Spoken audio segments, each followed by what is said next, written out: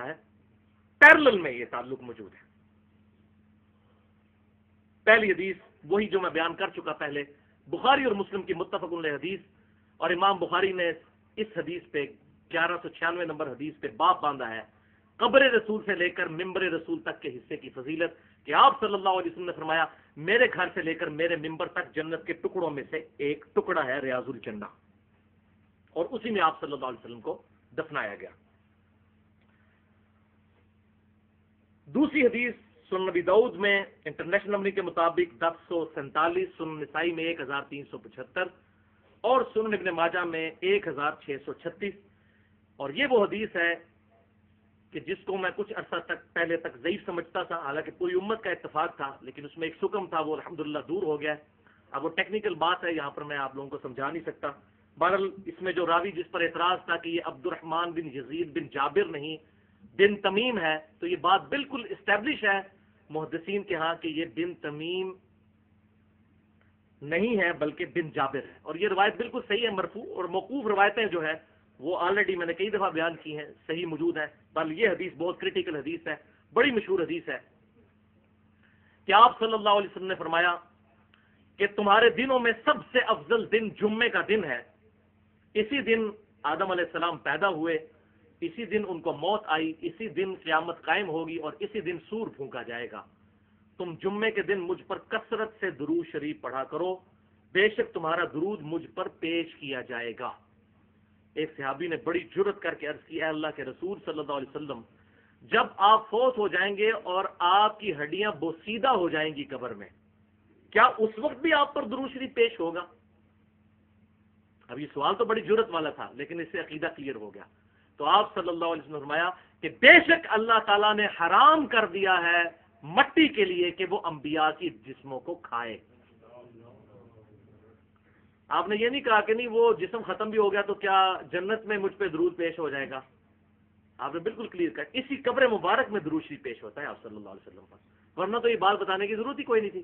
کہتے جی اس قبر کے ساتھ تو تعلق ہی کوئی نہیں ہے، جنت میں ہوں گا مجھے پہنچ جائے گا درود، تو بالکل کلیئر ہو گیا جمعے کے دن درود شریف کے حوالے سے۔ لہذا اس حوالے سے یہ عقیدہ بالکل کلیئر ہوا کہ آپ صلی اللہ علیہ وسلم کی قبر مبارک میں آپ صلی اللہ علیہ وسلم پر درود شریف پیش کیا جاتا ہے۔ اب باقی لوگ جو وہ کہتے ہیں کہ نامہ اعمال پیش ہوتے ہیں، اور مسند البزار کی وہ حدیث پیش کرتے ہیں انٹرنیشنل نمبر کے مطابق 1925 کہ آپ صلی اللہ علیہ وسلم نے فرمایا میری زندگی بھی تمہارے لیے رحمت ہے، میری موت بھی تمہارے لیے رحمت ہے، جب میں فوت ہو جاؤں گا تم میں سے نیک لوگوں کے اعمال جب مجھے ملیں گے میں اللہ کا شکر ادا کروں گا قبر میں، اور برے لوگوں کے جب اعمال پیش کیے جائیں گے تو میں ان کے لیے استغفار کروں گا۔ تو بھائیو اصول محدثین پر یہ حدیث پکی ضعیف ہے، اس میں سفیان ثوری مدلس ہیں اور ان سے روایت کر رہے ہیں اور سما کی تصریح نہیں ہے، اور ایک دوسرے راوی عبد المجید بن عبد الحمید وہ بھی مدلس ہیں اور ان سے روایت کر رہے ہیں اور سما کی تصریح کوئی نہیں موجود، اور صحیح مسلم کے مقدمے میں یہ پیٹ رول محدثین کا موجود ہے کہ مدلس کی ان والی روایت سما کی تصریح کے بغیر ضعیف تصور کی جاتی ہے، لہذا وہ روایت بالکل ضعیف ہے۔ ہاں صحیح مسلم میں حدیث ہے کہ ہر سوموار اور ہر جمعرات کو اللہ کے حضور نامہ اعمال پیش کیے جاتے ہیں، یہ حدیث ہے، یہ بالکل صحیح حدیث ہے۔ تیسری حدیث مصنف ابن ابی شیبہ میں انٹرنیشنل نمبر کے مطابق 33,819 اور دلائل النبوہ امام بہیقی کی 345 نمبر یہ حدیث ہے۔ یہ وہ حدیث ہے موقوف جو میں کہہ رہا ہوں کہ جس پہ سب کا اتفاق ہے، جو لوگ وہ پچھلی والی حدیث کو ضعیف بھی کہتے ہیں نا، اس کو بھی وہ صحیح مانتے ہیں، اس پہ سب کا اتفاق ہے، شیخ البانی کا بھی، شیخ زبیر علی زئی صاحب کا بھی، باقیوں کا بھی۔ یہ بڑی زبردست حدیث ہے۔ ابو العالیہ تابعی کا بیان ہے اور انس بن مالک کا بیان ہے، ریفرنس میں پہلے دے چکا کہ جب تستر شہر فتح ہوا ایران کا سیدنا عمر کے دور میں،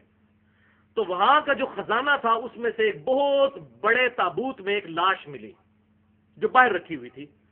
اور صحابہ کہتے ہیں وہ لاش اتنی بڑی تھی کہ اس کا جو ناک تھا نا اس بندے کا وہ 1 ہاتھ کے برابر تھا، 1.5 فٹ ناک تھا اتنا، تو وہ خود کتنا بڑا بندہ ہوگا، اور اس کے سرانے ایک کتاب بھی رکھی ہوئی تھی، لیکن وہ کتاب عبرانی زبان میں تھی، تو ہم نے وہ کتاب سیدنا عمر فاروق رضی اللہ تعالیٰ عنہ جو اس وقت خلیفۃ المسلمین تھے ان کو ارسال کر دی مدینہ شریف میں۔ تو سیدنا عمر نے کعب بن احبار تابعی کو بلایا جو یہودی عالم تھے، حضور کی زندگی میں زندہ تھے لیکن ایمان نہیں لائے، اس لیے تابعی ہیں، بعد میں مسلمان ہوئے، بہت بڑے عالم یہودی، ان کو عبرانی زبان آتی تھی، انہوں نے اس کتاب کا عربی میں ترجمہ کیا۔ تو تبا تابی پوچھتا ہے اے ابو العالیہ کیا آپ نے وہ کتاب پڑھی تھی؟ انہوں نے کہا ہاں میں نے خود پڑھی تھی۔ تو انہوں نے کہا اس کتاب میں کیا ہے؟ تو ان کا اس کتاب میں صحابہ کرام کا ذکر موجود ہے، ان کی زندگیوں کا، ان کے رہن سہن کا، ان کی تعریفیں، وہی جو قرآن پاک میں آیا محمد الرسول اللہ والذین معہ اشداء علی الکفار، اور آگے چلتا ہے کہ ان کی مثالیں ہم نے تورات اور انجیل میں بھی بیان کی ہیں۔ تو وہ ساری چیزیں اس میں موجود تھیں۔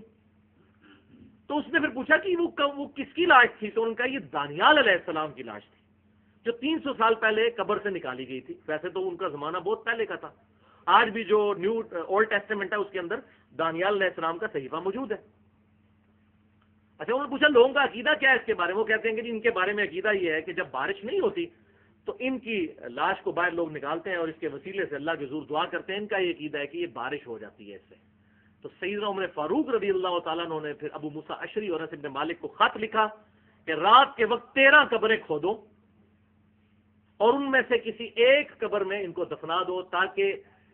نبی کی لاش کی لوگ بے حرمتی نہ کریں، یہ اس طریقے سے جو یہ کرتے ہیں بار بار نکالتے ہیں اور اندر کرتے ہیں، اور گمنام قبر بناؤ، 13 قبریں بناؤ، پتہ نہ چلے کہ کس قبر میں دفنایا ہے۔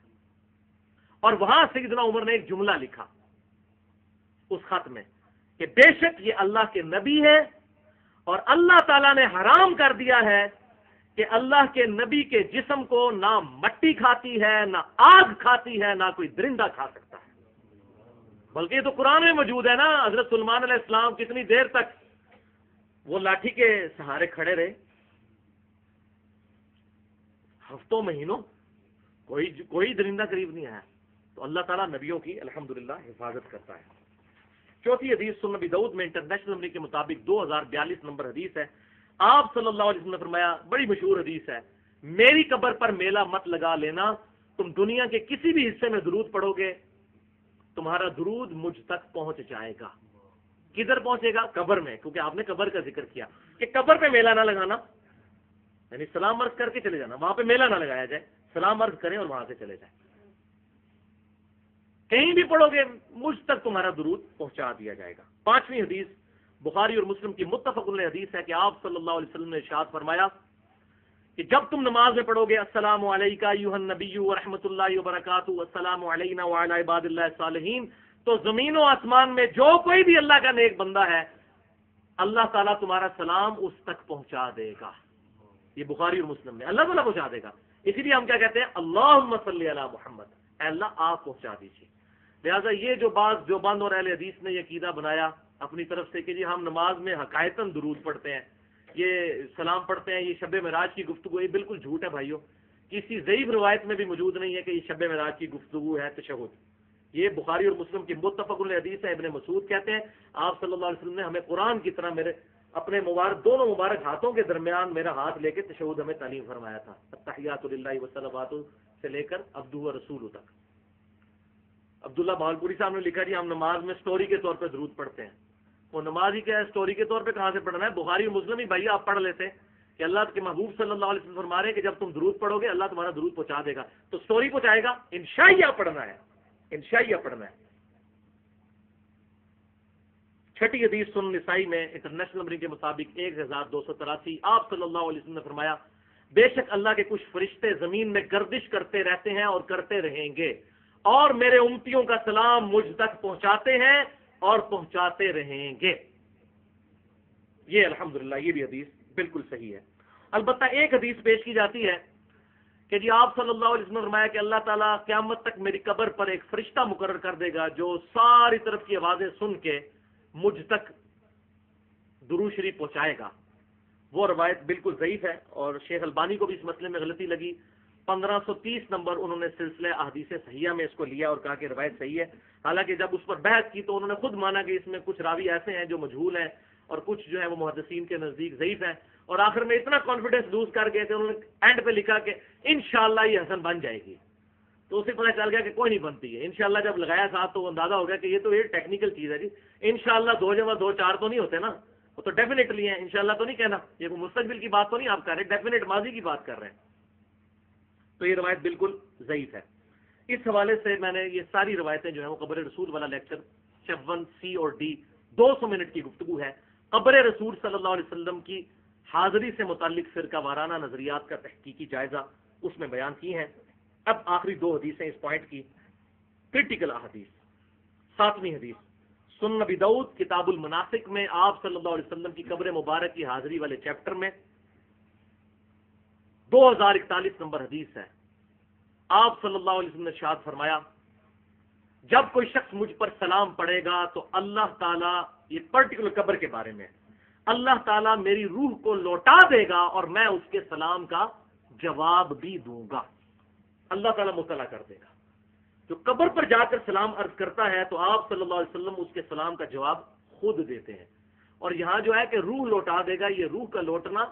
برزخی ہے، اور تمام محدثین کا اتفاق ہے یہاں روح لوٹنے سے مراد ہے اللہ تعالیٰ کا متوجہ کرنا آپ صلی اللہ علیہ وسلم کو اس شخص کی طرف جو قبر مبارک پر آیا ہے،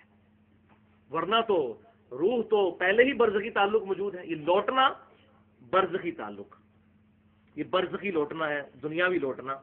نہیں ہے۔ اور یہی وجہ ہے کہ صحابہ کرام علیہم رضوان شوق کے ساتھ آپ صلی اللہ علیہ وسلم کی قبر مبارک پہ سلام عرض کرتے تھے۔ میں نے پہلے بھی بیان کیا، الموطا امام مالک میں، سنن الکبریٰ البہقی کے اندر، فضل الصلاۃ علی النبی میں، المصنف ابن ابی شیبہ میں، انٹرنیشنل نمبر کے مطابق 11793 نمبر اثر ہے۔ ابن عمر رضی اللہ تعالیٰ عنہ جب بھی سفر پر جاتے قبر رسول پر پہلے حاضری دیتے، 2 نفل پڑھتے مسجد نبوی میں، پھر قبر رسول پر حاضری دے کر السلام علیکہ یا رسول اللہ، السلام علیکہ یا ابا بکر، اور پھر السلام علیکہ یا ابتا، یہ سلام پڑھا کرتے تھے۔ یہ ان کی سنت ہے، اور الحمدللہ پوری امت کا اجماع ہے، اہل سنت اور اہل تشیع کا، کہ قبر رسول پر حاضری کا یہی طریقہ ہے کہ قبر مبارک کے سامنے جا کر روضہ شریف کے سامنے السلام علیکہ یا رسول اللہ پڑھا جائے۔ یہ بعض لوگ کہتے ہیں نہیں قبر پہ جا کے پڑھنا ہے، روضہ شریف پہ نہیں پڑھنا۔ ہو بھائی، آپ کی عقل کام نہیں کرتی کہ قبرستان میں جب آپ جاتے ہیں، قبرستان کی دیوار پہ کھڑے ہو کر السلام علیکم السلام علیکہ اہل الدیار من المومنین پڑھتے ہیں، تو قبرستان تو 5-5 کلومیٹر دور ہوتے ہیں لمبے، تو کیا ہے کہ وہ جو سامنے قبر ہے صرف اس تک سلام پہنچ رہا ہے اور آخری قبر تک نہیں پہنچ رہا۔ تو روضہ شریف کے پیچھے آپ کی قبر مبارک ہے، تو روضہ شریف جالیوں کے سامنے بھی جو بندہ سلام پڑھتا ہے وہ یہی ہے۔ اور اسی وجہ سے سعودی عرب کا جو چینل ہے مسجد نبوی والا، وہ جب اذان کا وقت آتا ہے تو اس سے پہلے روضہ شریف کے سامنے لائیو کیمرہ لاتے ہیں، لائیو، اور وہ جو کمنٹیٹر ہے وہ پڑھتا ہے السلام علیکہ یا رسول اللہ، کیونکہ لائیو پڑھ رہا ہوتا ہے نا وہ۔ سعودی عرب کے چینل پہ آپ تو لائیو دیکھ لیں آپ، لہٰذا وہاں بھی کوئی اس معاملے میں اختلاف موجود نہیں ہے۔ اللہ تبارک و تعالیٰ نبی صلی اللہ علیہ وسلم کو مطلع کر دیتا ہے اور آپ صلی اللہ علیہ وسلم سلام کا جواب دیتے ہیں پرٹیکولر قبر رسول کے بارے میں۔ البتہ وہ جو حدیث ہے حیات الانبیاء فی قبورہم سے، جس کو دیوبند کے حیاتی جو مکتبہ فکر نے بڑا اس کو اٹھایا اور کہا کہ یہ حدیث بالکل صحیح ہے، سنن کبریٰ البہقی میں موجود ہے اور حیات الانبیاء فی قبورہم میں بھی یہ حدیث موجود ہے۔ انٹرنیشنل نمبر کے مطابق 18 نمبر حدیث ہے کہ آپ صلی اللہ علیہ وسلم نے فرمایا، جب کوئی شخص میری قبر پر سلام پڑھتا ہے تو میں خود سنتا ہوں، اور جب دور سے پڑھتا ہے تو مجھ تک پہنچا دیا جاتا ہے۔ امام بہقی نے یہ حدیث لکھ کر خود ساتھ لکھا ہے کہ اس میں محمد بن مروان السدی یہ ایسا راوی ہے جس پہ نظر ہے، اور انہوں نے اپنی کتاب اسماء و صفات کے اندر لکھا یہ کذاب راوی ہے۔ تمام محدثین کا اس پر اتفاق ہے کہ یہ السدی جو ہے یہ جھوٹا راوی ہے، حدیثیں گڑھا کرتا تھا۔ خود امام بہقی نے بھی لکھا ہے، لیکن یہ حدیث وہاں سے بیان کرتے ہیں، کہتے ہیں دیکھیں جی امام بہقی نے لکھی ہے حیات الانبیاء فی قبورہم، اور ساتھ انہوں نے کیا لکھا ہے یہ حدیث صحیح نہیں ہے۔ انہوں نے تو ایمانداری کی کے ساتھ لکھ دیا، لیکن یہ پکڑتے ہیں ادھر سے بیان کرتے ہیں بھائیو یہ روایت بالکل ضعیف ہے، اور اس کا ایک اور ترک بھی پیش کیا جاتا ہے ابو شیخ کی کتاب سے، کتاب الثواب سے، کہتے ہیں جی اس کو چھوڑیں، اس میں مروان السدی نہیں ہے۔ لیکن دونوں روایتوں میں مسئلہ یہ ہے کہ دونوں میں آمش مدلس ہے اور ان سے روایت کر رہا ہے، اور مدلس کی ان والی روایت سما کی تصریح کے بغیر ضعیف تصور کی جاتی ہے۔ صحیح مسلم کے مقدمے میں محدثین کا یہ پیٹ رول موجود ہے۔ اب میں یہاں پہ دینے لگا ہوں علمی جواب، جس کو فلسفی کی لینگویج میں کہتے ہیں الزامی جواب،